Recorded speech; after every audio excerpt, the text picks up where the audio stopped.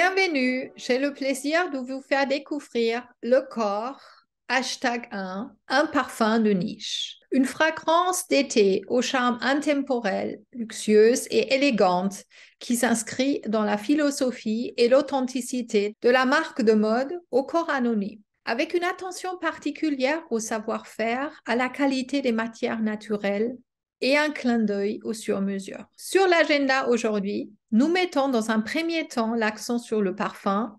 Nous nous évadons ensuite avec l'ambassadeur de la marque au corps anonyme, Badara Nidjaye.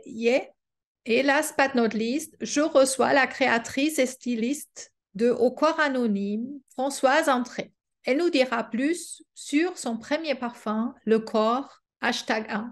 L'eau de parfum, le corps #1, est le premier parfum d'une lignée de fragrances. Il révèle une tête fraîche et tonique par l'association du pamplemousse et du basilic. Son corps fruité pomme s'ouvre sur des épices froides telles que le poivre rose et la noix de muscade. Le fond réchauffe l'accord entre les notes de bois sensuelles, du santal et du musc, rappelant l'élégance du smoking.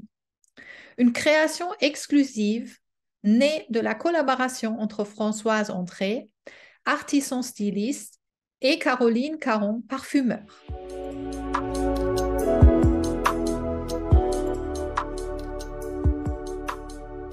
L'eau de parfum est dans un écrin naturel, unique, grâce aux veinures du bois, conçu et fini à la main, poli avec la cire d'abeille. Un flacon minimaliste qu'il s'impose par sa puissance. Il colle à merveille à l'image d'un homme libre, déterminé et dynamique. Rechargeable à l'infini, le corps #1 est une mélodie olfactive, une invitation au voyage au-delà des codes et des frontières. Une ode à la liberté. Évadons-nous maintenant quelques instants avec l'ambassadeur de la marque, Badara. Le jeune homme incarne la beauté classique masculine dans toute sa splendeur. Son charisme, son dynamisme et sa sensualité sont retranscrits à travers sa nudité.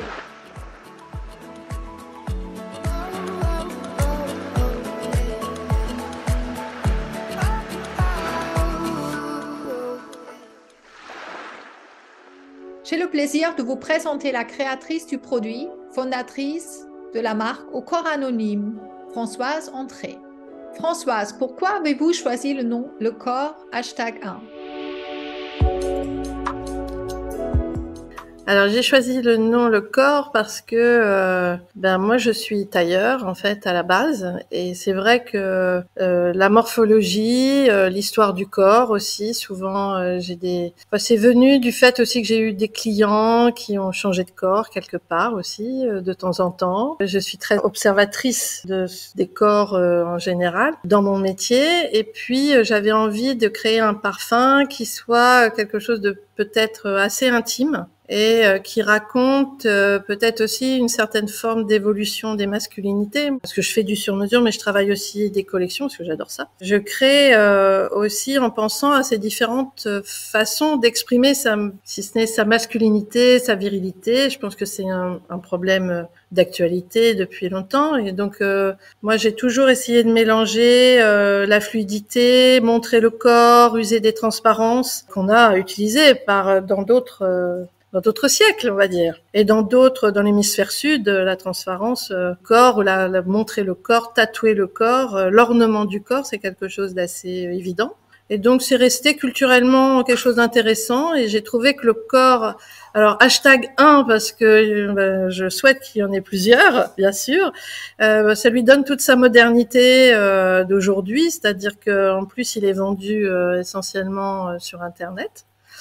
Et donc, c'était de connecter effectivement la personne avec un parfum qu'elle peut utiliser tous les jours, qui est moderne. Et en même temps, il a un petit côté vintage parce que, pour rappeler un peu les choses quand même, c'est dans les années 90 qu'on a recommencé à voir des corps dénudés d'hommes. Alors, on a eu Stallone et les autres dans des héros, n'est-ce pas, très bodybuildés. Mais c'est la première fois qu'on revoit réapparaître une certaine sensualité et une expression du corps dans tous les médias. Et c'est à ce moment-là que vont être lancés les grands parfums comme Obsession, les grands Calvin Klein, voilà, qui vont parler au corps masculin. Donc, c'est un mélange des deux pour rappeler qu'effectivement, voilà, c'est un peu nouveau quand même tout ça.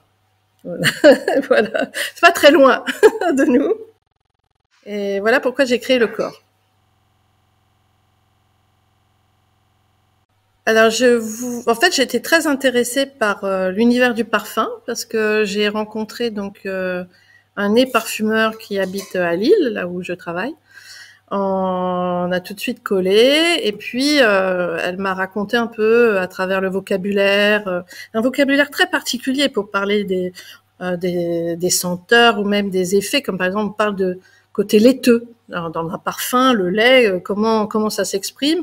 Et en fait, tout ça, c'est à travers des essences, voilà, de tout un discours particulier. Donc, j'ai voulu rentrer avec elle là-dedans. Et puis, en même temps, je voulais faire une extension de gamme. En fait, parler de l'univers masculin, de la façon dont je voyais cet homme, qui pour moi est un dandy un peu dilettante, qui aime les belles choses, qui a beaucoup voyagé, qui a effectivement pas mal de culture, qui est très ouvert sur le monde. Et je voulais parler aussi de lui, de ce corps que moi je vois et que je travaille en fait. Avec mes tissus, je compense les déséquilibres corporels. Le beau m'intéresse et donc c'est devenu voilà. C'est devenu une évidence pour moi de créer un parfum. Et ce parfum, en fait, m'amène aujourd'hui à développer une ligne de prêt-à-porter qui est beaucoup plus décontractée, avec des manches, des épaules napolitaines, par exemple, des intérieurs semi-doublés.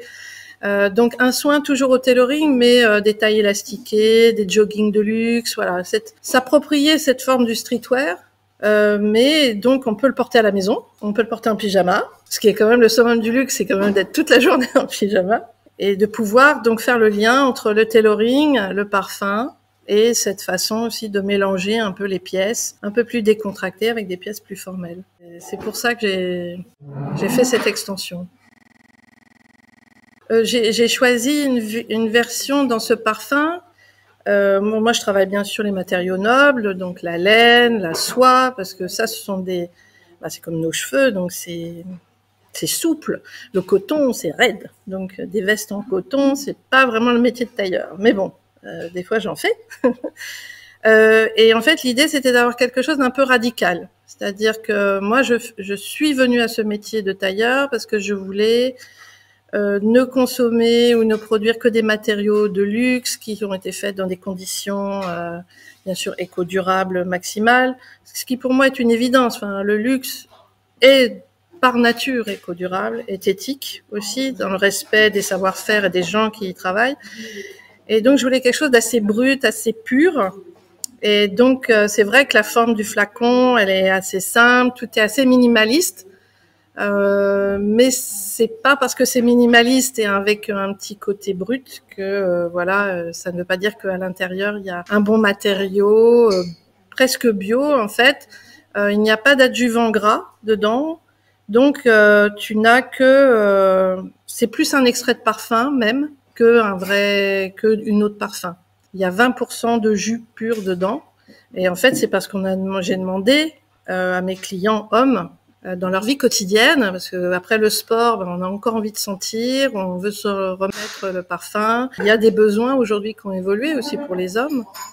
Et j'ai été assez radicale parce que donc j'ai conçu le parfum avant la Covid, où on a vu une accélération sur l'éco-durabilité. Mais moi, j'ai eu un mal vraiment beaucoup en Europe pour trouver des gens qui faisaient des flacons dévissables. En petite quantité, toujours pareil, la série limitée, le sur-mesure, pas de stock. Vraiment être le plus carré, avec le moins d'impact à ma mesure de tailleur et de chef d'entreprise aussi.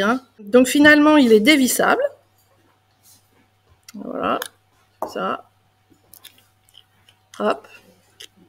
Et ensuite, sur le site, tu peux en fait acheter les recharges qui sont en aluminium. L'aluminium, c'est recyclable parfaitement et à un prix intéressant. Et donc l'idée, c'est bien sûr, c'est de garder ce flacon en verre qui est très énergivore.